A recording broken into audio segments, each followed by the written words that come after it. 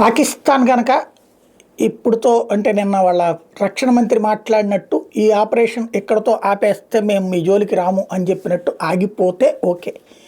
అలా కాకుండా పాకిస్తాన్ ఎస్కలేట్ చేస్తే అంటే వాళ్ళు మన గగనతలంలోకి వచ్చారా కొట్టేస్తాం.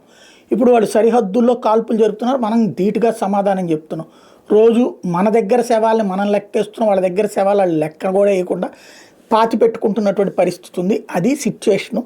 రాబోయేటటువంటి రోజుల్లో అయితే త్రీ ఫ్రంట్ వారికి మనం సిద్ధంగా ఉన్నాము అన్నటువంటి విషయాన్ని అఖిల పక్షంలో వచ్చినటువంటి రాజకీయ పక్షాలకు చెప్పుకొచ్చారు. తద్వారా ఏం జరిగినా సరే పాకిస్తాన్ ఒకవేళ భారత్ జోలికి వస్తే ఆ తర్వాతన భారత్కి సంబంధించినటువంటి రిటాలియేషన్ అన్నది పీక్ స్టేజ్లో ఉంటుందన్నటువంటి అంశాన్ని ఈ ప్రతిపక్ష నాయకులకి అందరికీ కూడా చెప్పుకొచ్చారు. అఖిలపక్ష నాయకులందరికీ కూడా ఒక బాధ్యతాయుతమైన పాత్ర పోషించారు.